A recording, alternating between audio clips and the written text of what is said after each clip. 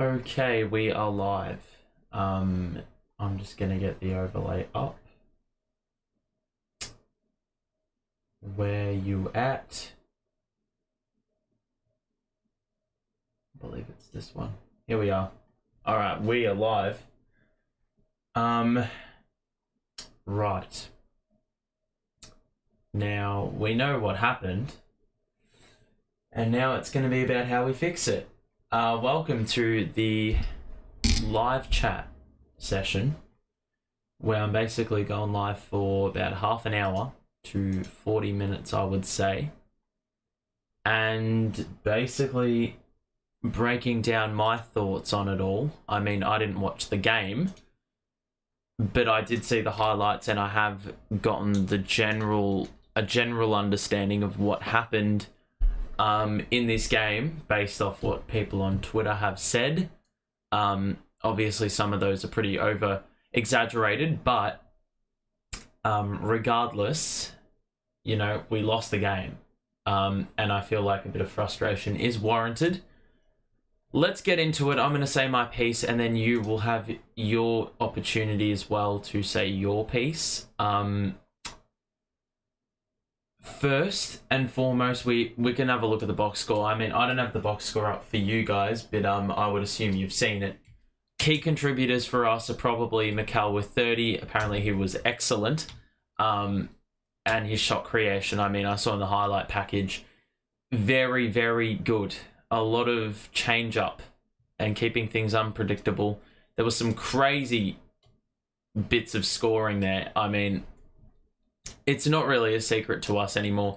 It's just a matter of whether he could deliver on the big stage, and he was not phased one bit. Cam Johnson had a pretty good contribution with 18 on good shooting. But outside of that, really no one existed. Seth Curry had 10. But like Dorian Finney-Smith and Clax basically had zero influence, and their plus minus, while Doe wasn't too bad. I don't know why he only got 17 minutes. But that's beside the point. For the Sixers, I mean, James Harden was the biggest issue, and I went into the series thinking that James Harden wasn't going to be a problem. Turns out, I mean, I think I did briefly mention in the preview that if James Harden, like, if we force him into three-pointers, then, you know, it could go one of two ways. Whether that may be him bricking every single one of them or making every single one of them. And today he was more on the side of making every single one of them. He scored 7 threes on his way to 23. Joel Embiid, I think we did well containing him. But the big issue out of today, I mean, Maxey had 13. Tobias Harris was pretty efficient. The story out of the game today is we conceded 21 threes. 21 threes on very good shooting. Conceded 19 more shots overall. And the offensive rebounding number was not pleasant. I think we gave away about 14 offensive boards. Only got out-rebounded by 3. But those offensive rebounds, I think it was 14-5 or something like that. And PJ Tucker was spearheading the attack. Another little thing to note, the turnovers were ridiculous. 18-8, I think that was. PJ Tucker ends with 5 steals. I mean, if you're going to win a game of basketball, like, it's pretty imperative that you don't have a disparity in turnovers that big. I mean, we can see a little stat at the bottom here. At halftime, the Sixers were shooting 13 of 21 from 3, right? And, I mean, that alone is an issue in itself. We were shooting the ball lights out. We've ended the game shooting, I think, 55% from the field and about 45% from 3. Those are good numbers. The free throw disparity was non-existent, something that I was a bit scared about. Sixers won that battle 16-15, but the turnovers and the rebounds were majorly the biggest problem for us today. Some other key pointers that a lot of people have notified the wider world of. Spencer Dinwiddie apparently can't throw lobs. I would assume that the bulk of his 4 turnovers today were caused by trying to feed it up to Claxton, and it just wasn't working out. The offense was pretty non-existent outside of your boy McCall and Cam Johnson, which, you know, the box score would indicate. And then there are apparently some weird lineups that JV put out with Seth Curry and Joe whilst Embiid is on the floor or off the floor. I'm not sure which one, but yep. I mean, it's a pretty simple, what's the word? A simple analysis for me today. I did find this very interesting, what Shark Vaughan said pre-game, talking about how we play Philly. It's 2 contrasting styles. In their ideal world, they shoot a ton of free throws and they would play in the half court, and James would play pick and roll and destroy us in that way. We don't want to play that way. We want to be very scrappy, gritty, turn this game into more of an up and down kind of game and see who can survive the pace. Well, we did see a lot of up and down play, but it wasn't benefiting us in any way, shape or form. A lot of their 3-pointers were in transition. Our defense wasn't set up. A lot of wide open threes.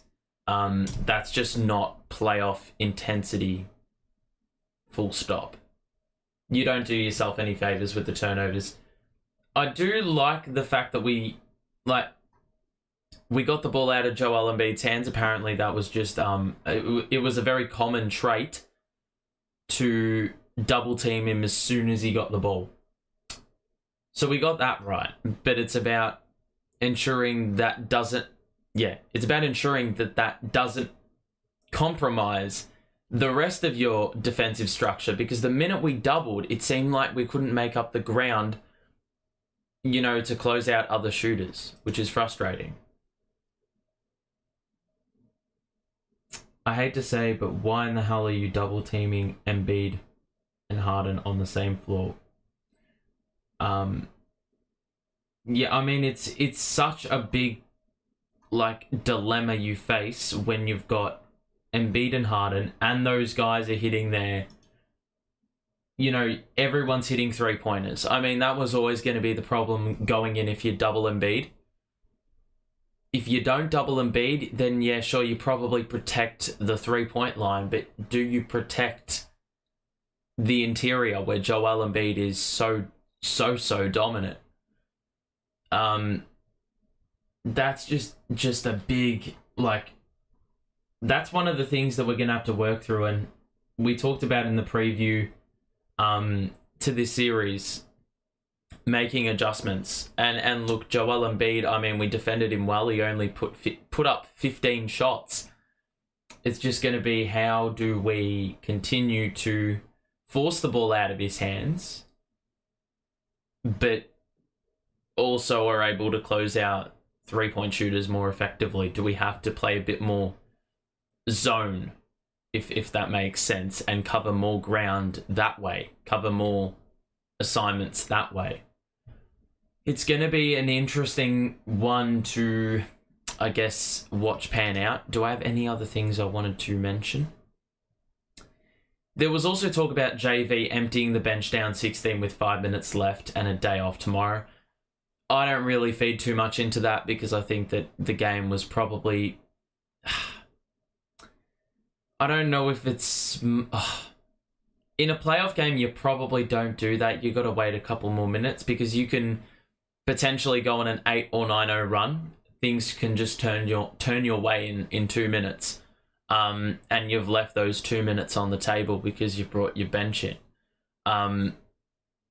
Something we also flagged in the preview to the series was that we would hold Embiid, but everyone else would catch fire.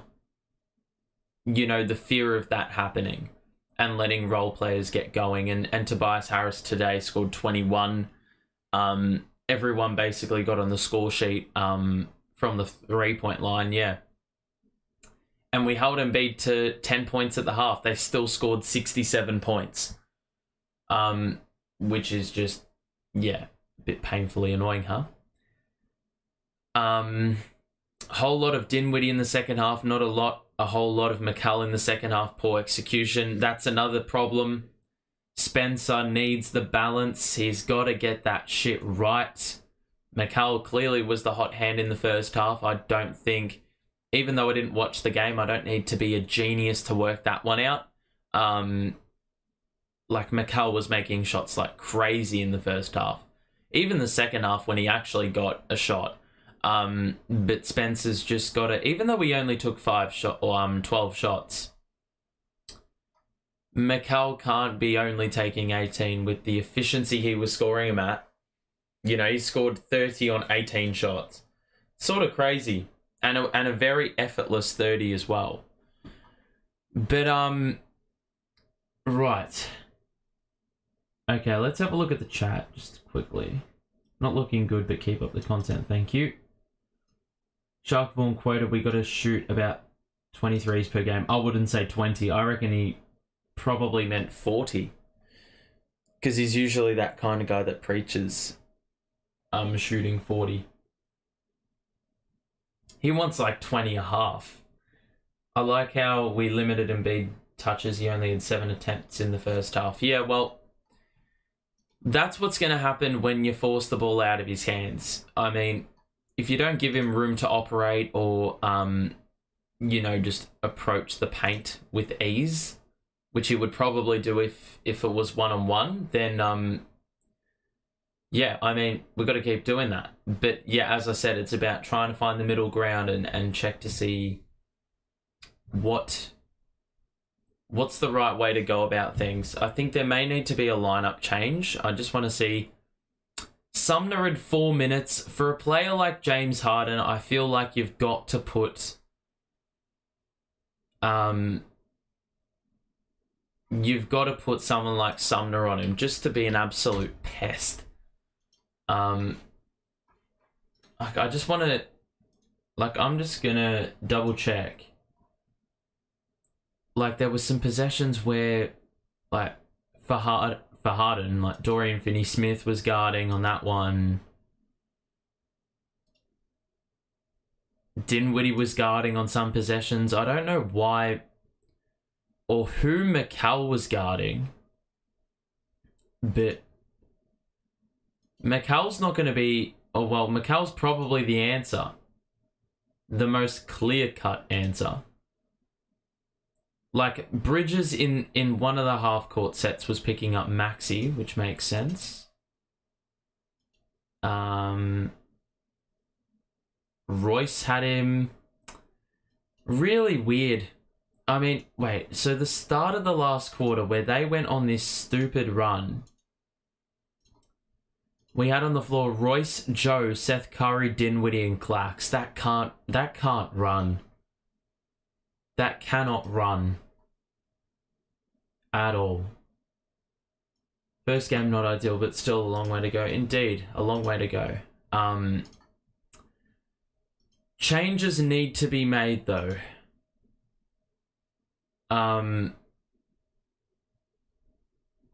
Changes do need to be made. Because, yeah, I mean, I don't think they need to be huge changes. I think they need to be subtle changes, because I don't think Harden's shooting 13 threes again. I mean, should we treat Embiid the same way? It may very well be a case of Harden shooting 13 more threes. Sort of crazy, he took 21 shots and still had 13 dimes. I think that just pays testament to, you know, how much he was bringing the ball up in transition when they were getting those open threes. 32 dimes for them. We only had 23 dimes off 39 made field goals, which isn't a great conversion. And yeah, the 19 turnovers, big issue. Royce playing 28 minutes over Doe. I'm not a fan of that. I mean, Doe had the best plus-minus in the entire team and only played 18 minutes. Doe was around when we were playing our best basketball. So he's got to get more run. A lot more run. I think if I just go across here, gee, the exposure's sort of high. what adjustments do we want to see the Nets and Jacques Vaughn make before game 2? If I just have a quick look. More Sumner. Allowing that many offensive rebounds is humiliation. Double Embiid equals open threes. We have to figure it out. That's probably the best way to sum things up. If I just scroll down. People want to see Cam because I think the defense was the offense was rubbish and hit a rut. And I'm not against it, but I wouldn't play Cam Thomas if we're down 20 and need defense and need stops. I don't think Cam Thomas is resolving the issue of not turning the ball over, because that's a part of Cam's game with the high usage. And if you bring Cam in, odds are you play him alongside Mikal. Mikal gets less touches. Make Spence pass the ball to Mikal instead of just looking him off. That's incredibly key. Sumner should get some more minutes, helps with transition buckets. Yep, we've mentioned that, like in terms of him actually getting a steal and then breaking out in a one-man fast break. Need more touches from Mikal and just being better at boxing out. That's the problem with us. We just don't have enough size. But Dorian Finney-Smith, is probably the most physical forward we have. So I don't know why he's getting that few minutes. Let's have a look. All that double teaming to still get beat by 20 and Embiid to still be the Sixers' leading scorer. I'd say a prayer. Yeah, quite true. Embiid got 11 free throws, so half of his points basically from the line. That's probably stock standard Embiid. But we've got to do the things we can control. And I think probably playing zone a little bit better. And looking after the ball, that would really help.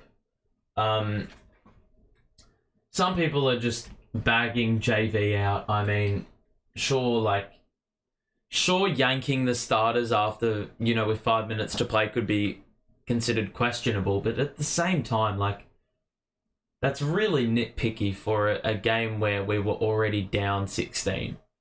The damage had already been done. I don't think we're coming back from that, as much as the intentions were probably not smart.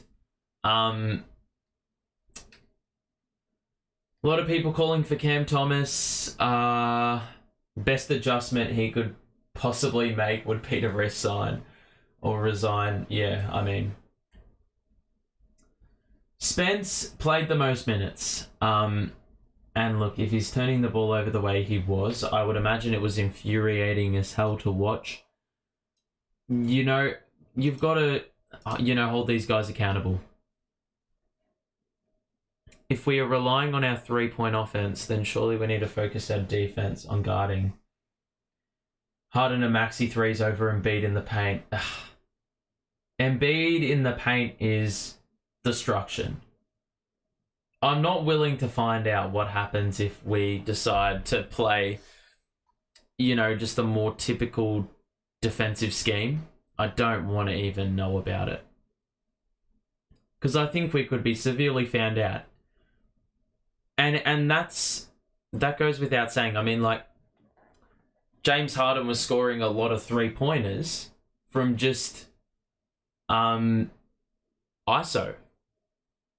And look, you can, if you change your treatment of Harden and Maxey, what you're going to double Maxey and Harden on the outside. That doesn't seem very productive, because you've also got other players who can score the ball, as proven today. So, yeah. No Cambro. He got no defense. This is not the Dolan Spencer we know a year ago. As I said, these games, or this team is inconsistent. So inconsistent. One game you're going to get rubbish, another game you're going to get excellence. We saw a bit of both today. But look, we can't expect perfect performances from everyone every single game. Sure, we can get upset by it, but it's not always just going to be, you know, fairies and butterflies and rainbows. Like, especially with this team. Maybe with Kevin Durant and Kyrie, but this is a different team we're dealing with altogether. We're going to get used to this sort of stuff where there's going to be struggle. And sure, going down in game one is not always easy. I mean, if game one was anything to go off, it's that if we play like that again, we're going out in straight sets. But there was a lot of good to extract. We sort of hung with them for basically the majority of the game. The last quarter came around and shit hit the bed. Shit hit the fan, should I say? I don't know. Yeah, we shit the bed, should I say? But yeah, it's a bit disappointing. I mean, a 20-point loss probably doesn't reflect how we played, but yeah. I mean, this was a short stream. Not the turnout I would have liked, but it is what it is. What we're going to be doing is we will be streaming game 2 and we'll be also doing game 3. So that should be good fun. I'm excited for that. Plenty. But yeah, I mean, a lot of shit needs to change. The way that Spencer fell into the Harden jab step got the crowd loud. I did see that. Yeah, that was pretty nasty, huh? I don't know why Spencer was guarding Harden on that possession. I mean, the defense has got to be sorted. 121 points, 21 threes. That's not going to cut it in a playoff game. It's not going to cut it in a regular season game. Full stop. Giving away that many offensive boards, giving away that many, you know, committing that many turnovers, whilst the Sixers are shooting that well, it's suicide at that point. The irony is that at the start of this era, the one thing we were confident about was our killer defense. Yeah, that's 100% right. It just continues to... It's because we've decided to play a switch defense, which does not maximize the the utilities of these players. Doe was the best defender on Dallas. Mikal was the best defender on Phoenix. Clax was the best defender on the Nets before the trades went down. You know, Dinwiddie's 6'6". He may not be a great defender, but he's got height as a point guard. And Cam Johnson's an underrated defender. So these guys should be getting it done. When we win games defensively, we're switched on. And we've always been a team in this era that have looked after the ball considerably well. But today, 19 turnovers, I mean, that's way off the mean. Like, that's way upwards. Sort of crazy. But, you know, like, I'm hoping this is just an off game.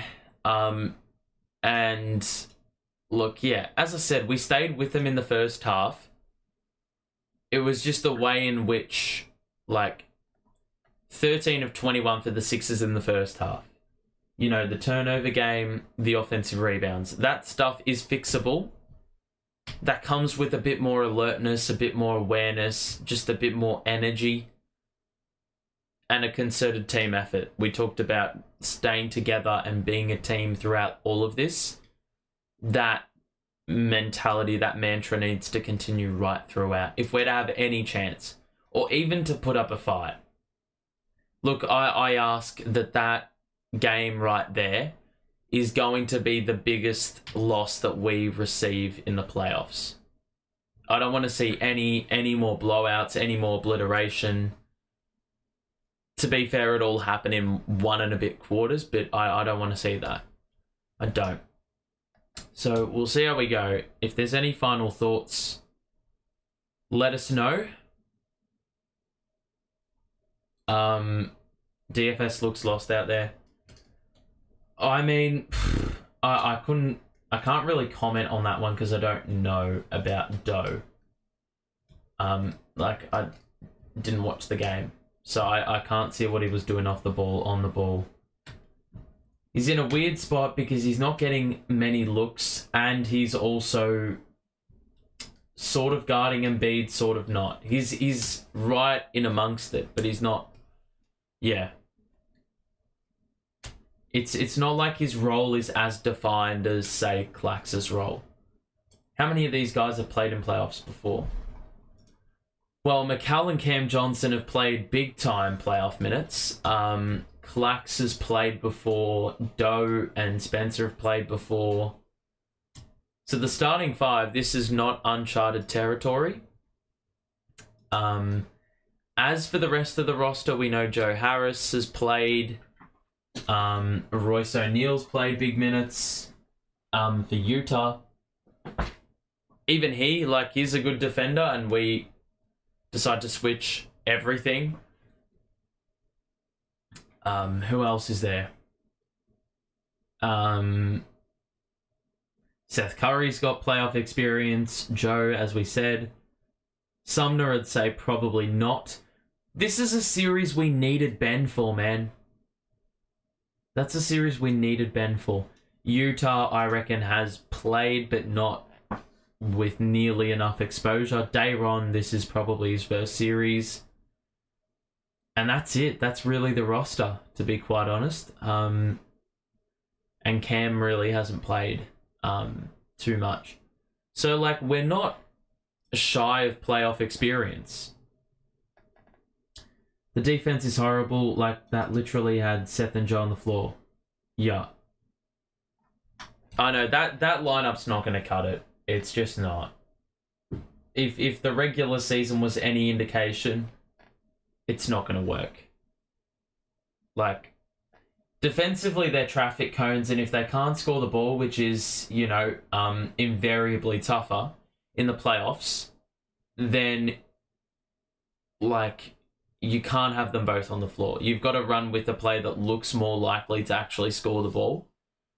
Seth Curry is probably the guy that can create more, which is, I would say, more valuable in the playoffs. Yeah.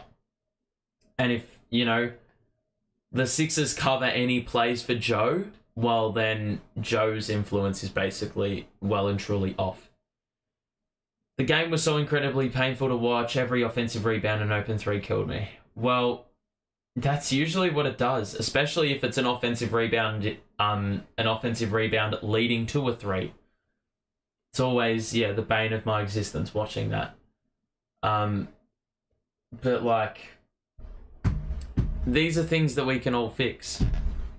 I think the natural thing would be to overreact, as is the case when you you know, when you lose, especially on national TV in a playoff game. I've just seen a lot of, like, just scrolling through Twitter now, like, Dayron's block. A still of Dayron's block. Looks really, like, apparently the recovery on that block was pretty exceptional.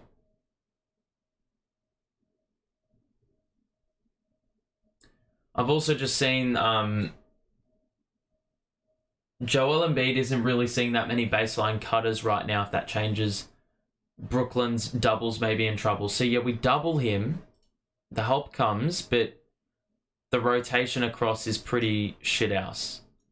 Oh, it's actually not that bad, but Mikal is like...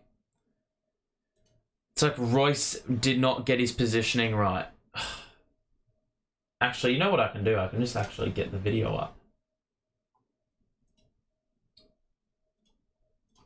I'm not going to be here for too much longer. If you've got any thoughts about the game, make sure to chuck him in there.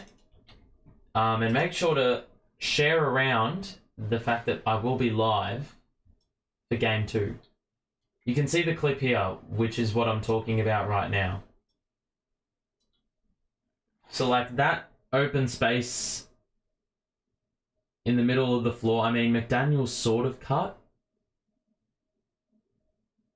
But he cut well after Embiid released the ball. Oh, well, he sort of got it there, actually. And Embiid just sort of ignored it because the safer option.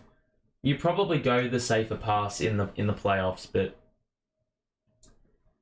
yeah, you can tell once they work out how to manipulate that, our defense by passing that in there, it could very much be curtains.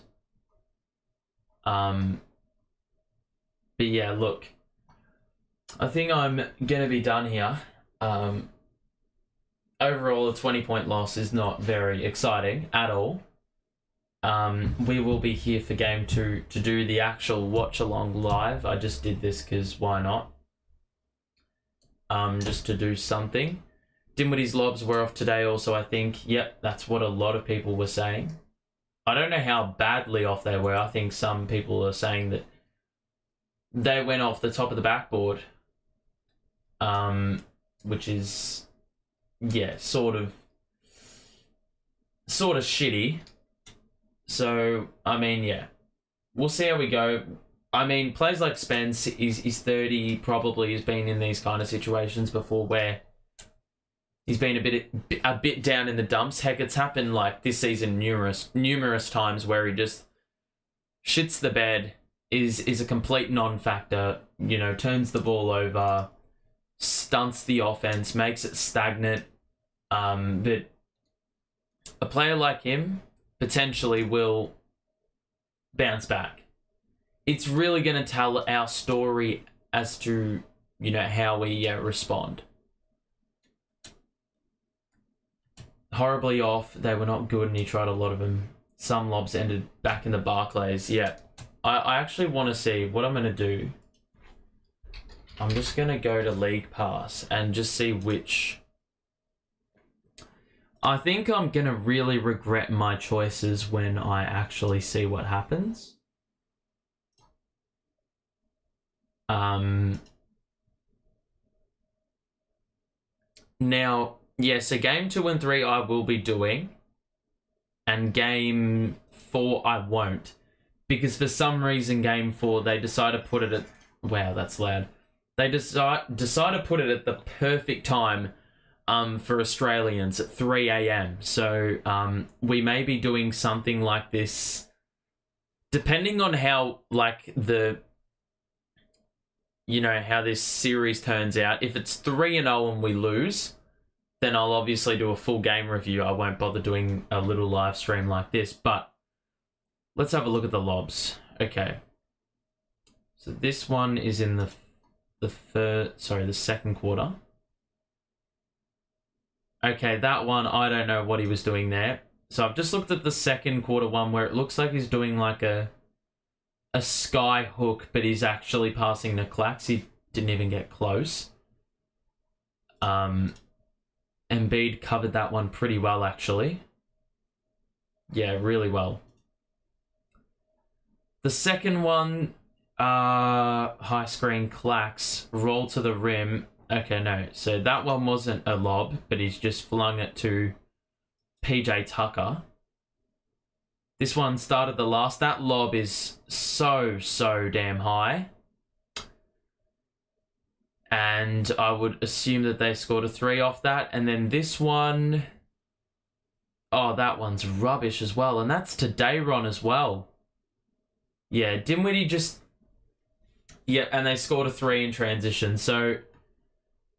Dayron is... The minute that Dinwiddie sent that one up to Day, Dayron was out of the play. And because I don't know what's going on with this possession. I just want to watch that. Royce initially had Harden. Mikal sent Royce away to guard Embiid because Dayron was out of the possession and then Maxey scores. So... That sort of shit, like, that's what a turnover does. That's what a turnover does to you. Dinwiddie needs to step up. Mikal needs help other than himself. Well, yeah, I mean, they didn't give him nearly enough of the ball in the second half. I don't really know. Let me just go back. I want to see how many shots Mikal had in the second half because I don't think there would be too many. He had 2 shots in the second half. That's staggering. In the first quarter, he had 1, 2, 3, 4, 5, 6, 7, 8. He had 9 in the first quarter and missed 4. In the second quarter, he had 1, 2, 3, 4, 5, 6, 7. He had 7 and made 5. So at halftime, he was 10 of 16 with 23 points. That's staggering to me. We were in it until the end of the third. Yeah. I mean, yeah. And then those little, the little things like giving Mikal 2 shots in comparison to scoring, having 16 shots in the first half. That's one of the big things. The rebounding's another thing. The turnovers are another thing. But the one weapon you did have on offense, you didn't even use. And the change up for Mikal is sort of crazy as well. Let me see if I can actually get it up here. I'm just gonna see if this works. That is so loud. I'm just gonna put that on mute. Okay, I'll just accept that. Okay. Reloads. So you can see the kind of shots he was getting in the first half. Driving, floating, jump shot, pull up, driving, floating, fade away, pull up, jump shot, finger roll, pull up, running jump shot, driving layup, fade away. This floating bank jump shot, all so different in nature.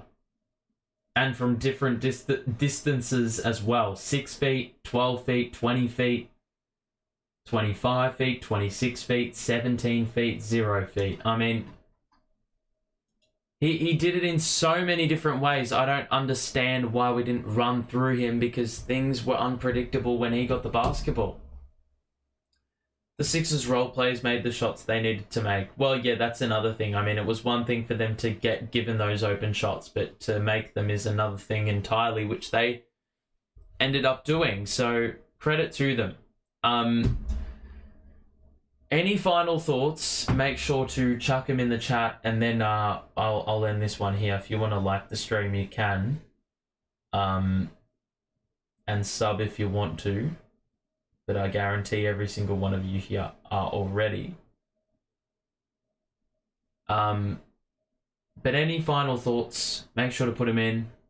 I'll respond to them, and then we will close this one out. Shot the ball well, we just couldn't go on runs, and Philly's threes killed us. That's a good way to sum it up. Because, yeah, as we mentioned, we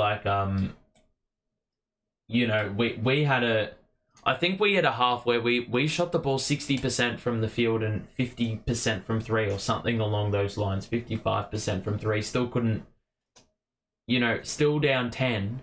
And we held Embiid to under 10 in that first half.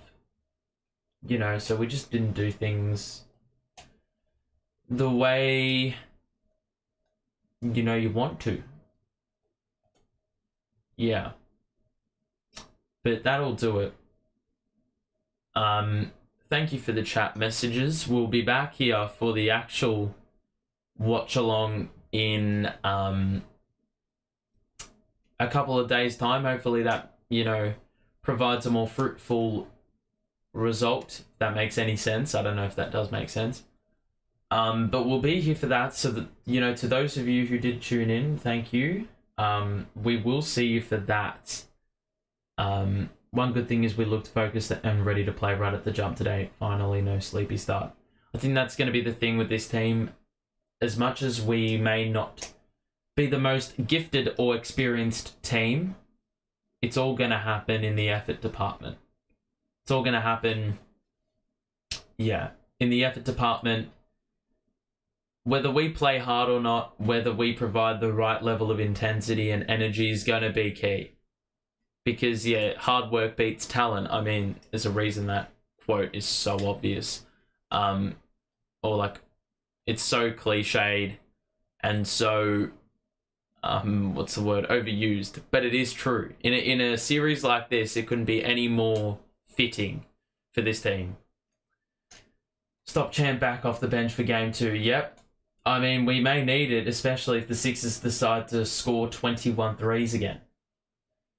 And look, I don't think, travel's not going to be an issue because, it's like a 10-minute drive, between Wells Fargo and Barclays, so it's going to be good. Also, the double team leaves that one player open. We've got to close out quicker if they get a pass back. Exactly right. The rotations have got to be more proactive. 100%. Okay. That'll do it, guys. I hope you enjoy the rest of your evening, rest of your day, wherever you are. Thank you. We will see you in a couple of days' time for the watch along. We'll be right here. We ain't going nowhere. Hopefully we get a dub. Hopefully we start strongly. Until then, thank you. See you soon. And, yeah, bye for now.